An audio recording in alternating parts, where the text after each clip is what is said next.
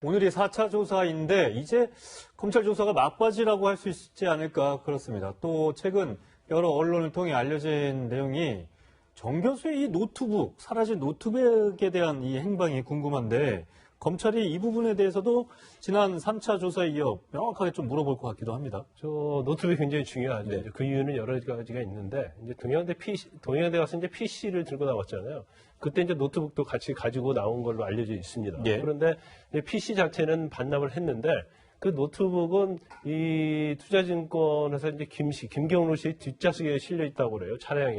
근데 그것이 노트북인지 모르고 이제 검찰에 그걸 제출을 안 한 거예요. 예. 그래서 청문회가 있던 6일 날 그날 노트북을 가져다 달라고 해서 여의도에 있는 호텔에서 노트북을 주었다는 거죠. 정경식 교수한테 이 그렇죠. 김경수 씨가 김경록 씨가 네, 그러니까 노트북을 가져다 줬는데 그 자리에서 노트북을 열어보더니 표창장이 위조되었네 하면서 그 당시 또 휴대폰이 있었는데 우리가 뭐 대포폰이라고 얘기하죠. 이제 차명폰, 공기계라고 했는데 거기에다 유심칩을 끼워넣고 조국 장관하고 통화를 했다는 거예요. 예. 그래서 내가 다 안고 가겠다. 이런 취지로 김경록 씨가 얘기를 했다는 거죠. 그럼 노트북 안에 이렇게 위조된 뭐 이렇게 그런 증명서 이런 자료들이 있었다라는 그렇죠. 볼수 그러니까 있네요. 검찰에서 볼 때는 그런 얘기를 할 정도 되면 노트북 안에 어떠한 자료가 있었고 그걸 정경심 씨가 확인을 했을 거라고 이렇게 보고 있는 것 같아요. 네. 그런데 그 부분 노트북만 확보를 하게 되면 위조 문제랄지 여러 가지 이제 실마리가 다 풀릴 수 있다고 보고 있고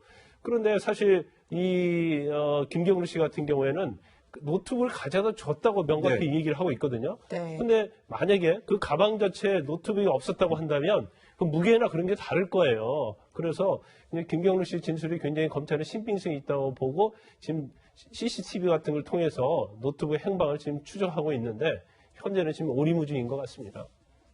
네. 네.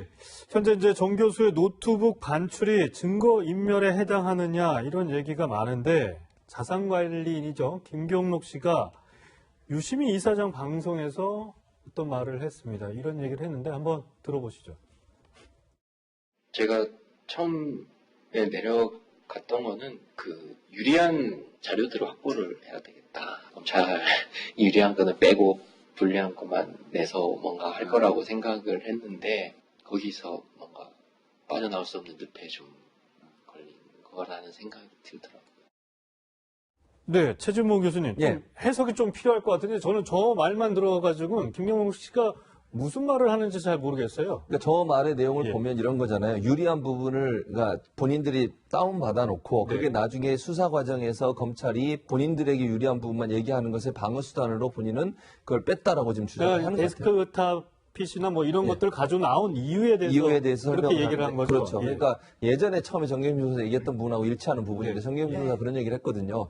이게 뭐 변호인 층에서 다운을 받아놓기 위해서 가져온 것이지 증거 인멸할 생각은 없었다라고 얘기를 했거든요. 왜냐하면 방어적 차원에서 혹시나 검찰이 그걸 다 이제 포렌식하고 나면 어떤 내용이 있는지 네. 다 알 거 아닙니까? 본인도 그걸 알고 있어야 방어도 할 수 있고 또 혹시나 검찰이 일부분만 얘기하고 있으면 다른 부분이 있는 것을 본인도 얘기할 수 있는 기회를 갖겠다 이런 네. 의도라고 얘기를 한 거거든요. 그걸 이제 김경록 씨가 그 취지로 얘기를 해준 거예요. 그러니까 유시민 이사장이 그거에 대해서 그럼 이건 증거 인멸이 아니다라고 얘기를 한 거고요. 그런 취지에서? 예, 그렇죠. 근데 이게 또 하나는 이제 포렌식을 하게 되면 포렌식의 내용에 지운 거 안 지운 게 다 나오잖아요. 네. 만약에 누가 지우게 되면 네. 그렇기 때문에 이건 증거 인멸의 의도가 없다라는 부분을 얘기하기 위해서 유시민 이사장이나 김경록 씨의 대화에서 그런 내용이 나오지 않은가 이렇게 볼 수 있을 것 같습니다. 그러니까 본인들, 그러니까 정경심 교수 쪽에 유리한 무언가를 미리 확보하기 예, 위해서 그런 의도인 거죠. 데스크탑 PC를 가지고 나왔다. 여기서요, 김건삼 변호사님. 네. 여쭤볼게요. 뭐, 여기 보면은, 김경록 씨 표현을 보면, 늪에 걸린 거란 생각이 들었다. 어쨌든 의도는 그랬는데, 지금 증거인멸로 자신이 조사를 받고 이렇게 되는 상황인 것 같다.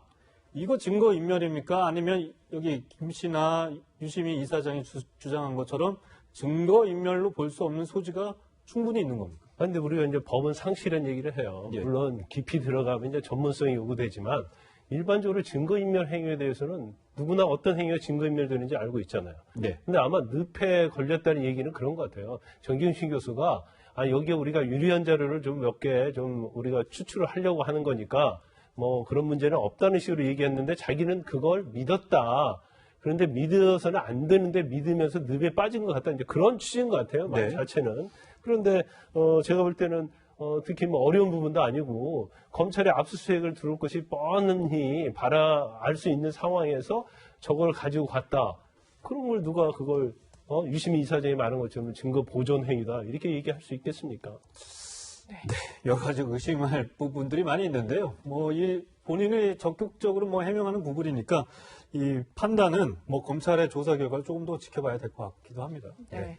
그런데 이 조국 장관의 가족의 계좌 추적이 법원에서 다 막혔다는 이런 얘기들이 들려오는데요. 이현정 의원님 네. 좀 알려주시죠. 이게 지금 사실은 원래 수사를 진행을 하면요. 가장 먼저 하는 게 일단 이제 요즘은 자신의 휴대전화 압수수색을 가장 예. 먼저 합니다. 예. 왜냐하면 이게 모든 정보들이 다 있기 때문에. 네. 그 다음에 자택 압수수색을 하거든요. 자택에 뭔가 숨겨놓은 게 없는가. 그 다음에 이제 뭐 여러 가지 드러난 정황인데 또 하나 하는 게 뭐냐면 이 계좌 추적을 해요. 이 돈의 흐름을 봐야지만이 어떤 이 문제에 대한 수사를 할 수가 있거든요. 그렇죠. 네. 특히 이번 같은 경우는 사모펀드 수사가 가장 핵심적인 수사 아니겠습니까? 예. 그러면 예를 들어서 사모펀드가 돈이 어디로 들어와서 어디로 간다에 대한 것들을 이 경로를 파악해야 되지만이 사실 위법 여부를 판단할 수 있는 게 당연한 수사의 원칙인데 네. 저도 요즘 검찰 관계자들 만나보면 제일 지금 불만을 토로하는 게 바로 이 부분입니다. 그러니까 최근에 법원에서 거의 영장을 발부를 안 해준다고 그래요. 계좌 추적. 네, 계좌 관련돼서. 추적. 이게 어떤 면에서 보면 이제 예전에는 포괄적인 어떤 계좌를 뒤져서 뭐 그 사람의 정말 사생활을 다 털고 하는 뭐 그런 문제도 있었습니다만은 최근에 그 이제 양승태 전 대법원장 사건, 이 사법농단이라고 그러죠.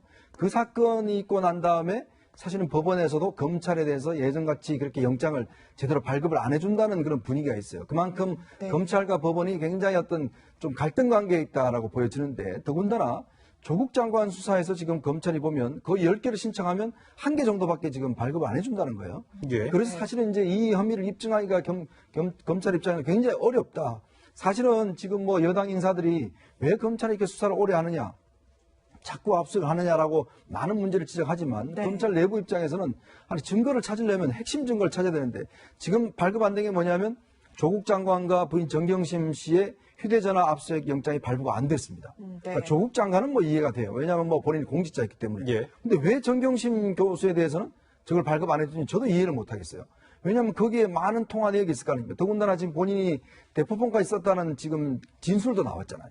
그리고 지금 이 계좌 추적 같은 경우는 사모펀드 수사의 핵심인데 그래서 이게 지금 검찰 입장에서도 뭔가 혐의를 입증하려면 이게 필요한데 안 해줬기 때문에 법원에 상당히 좀 불만을 토로하고 있는 것 같습니다. 사실 지난주에 가장 뜨거웠던 이 논란 중에 하나가 조국 장관의 동생의 구속영장이 기각이 되면서 굉장히 이제 뭐 좀 논란이 되고 많은 부분에서 이해를 하지 못하겠다라는 이런 국민들이 굉장히 많았던 것 같아요. 그렇죠. 그리고 또 오늘 뭐 일부 매체 기사를 보니까 병실에서 담배바지 폈다고 이런 얘기가 나오더라고요. 참 저는 이해가 안 되는 게 예를 들어서 이제 본인이 몸이 아파서 이제 네. 그 구속영장 기각 사유에 본인의 건강 사유가 기재돼 있거든요. 그러면 본인이 디스크 수술을 당일날 한다고 그래서 이제 못하겠지 않습니까?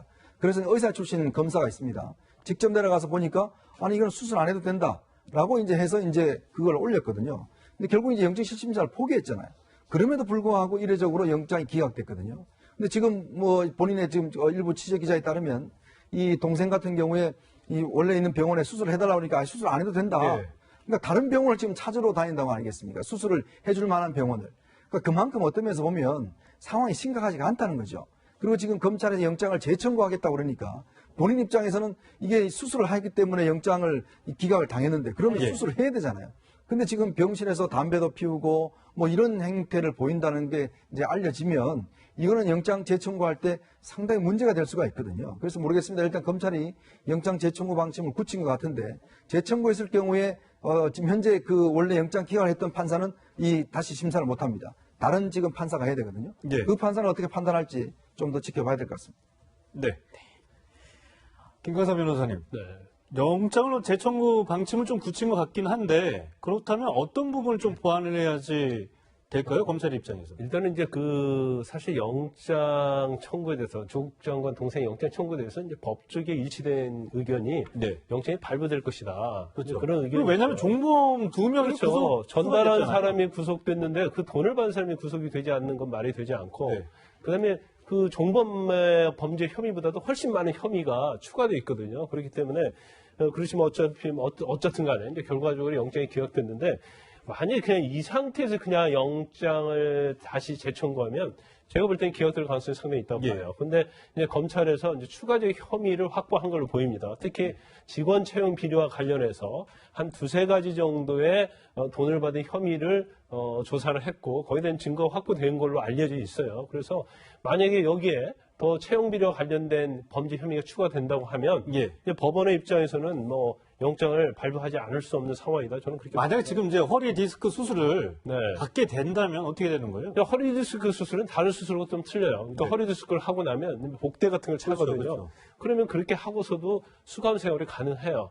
그래서 예. 본인 자체는 뭐 이걸 만약에 허리 디스크 수술 받으면 건강 상태로 귀가하지 않을까 그런 생각을 할지 모르지만 지금 뭐 언론에 나타난 내용을 전체적으로 보면 수술 상대가 아니고 또 급성이 아니고 만성이단 말이에요. 그럼 이전부터 쭉 알아왔던 디스크인데 이걸 뭐 일부러 수술하려고 했던 이제 그런 내용들이 다 나오고 있기 때문에 이제 그러한 점이 만약 영장이 재청구되면 이번에는 고려가 되지 않을 것이다 이렇게 봅니다. 네. 네.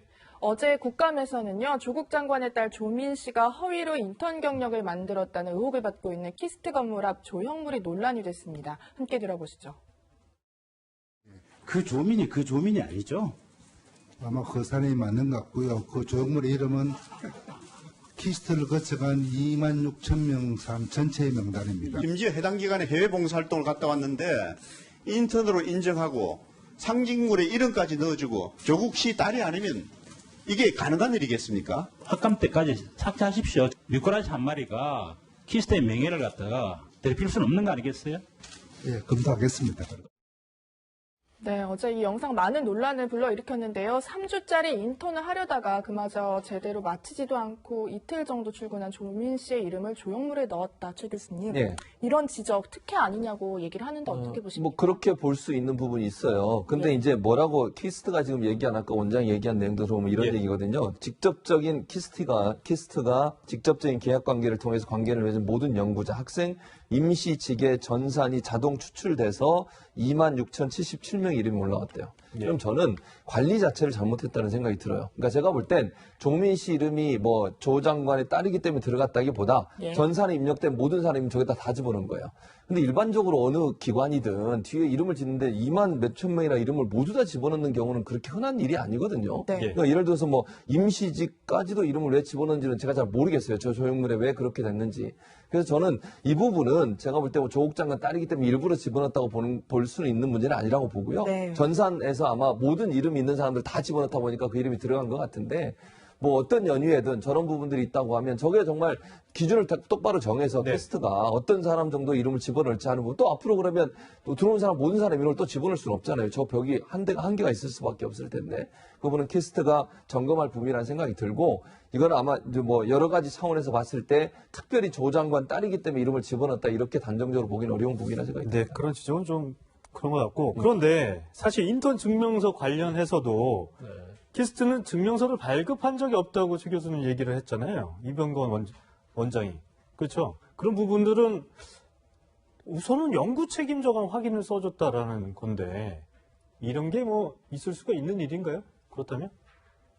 최 교수님? 아, 저한테 물어보는 네, 예, 거예요? 그렇습니다. 김광선 예. 변호사 물어보는 네. 이거 지금 말씀하신 것처럼 만약에 개인이 서였다면 이건 정상적으로 발급된 건 아니죠. 예. 아마 제가 볼 땐 이래요. 친분 관계라고 그러잖아요. 그 네. 부인 정경심 교수하고 이제 동창이라고 그러는데 개인적으로 부탁해서 써줬다면 이 써준 사람도 문제가 있는 거죠. 왜냐하면 정식적인 절차를 통해서 인턴 증명서 발급이 돼야 되는데 개인이 사인하고 개인이 확인서를 써준 거잖아요. 예. 그러면 이걸 써주면서 예컨대 이걸 내도 학교에 내도 문제가 없을 겁니다. 만약 이렇게 얘기했다고 하면 이 써준 사람이 문제가 있다고 저는 봐요. 그리고 만약 정경심 교수가 이게 정상적인 것으로 발급이 안 된 걸 알면서도 냈다고 하면 그것도 이제 논란이 될 수 있는 부분이죠, 분명히. 예. 그러니까 정상적인 절차를 통해서 원장의 사인을 받고서 만들어야 돼야 되는 정상적인 방법이 아니라 개인이 써서 제출했다고 하면 그 자체가 사실은 논란이 될 수밖에 없죠. 그리고 그렇게 써준 그분이 잘못된 거잖아요, 그거는. 법적으로는 김광선 변호사님 여기서 근데 이제 확인서 문제 명의가 누구로 됐는지를 한번 봐야 할 것 같은데 아마 키스트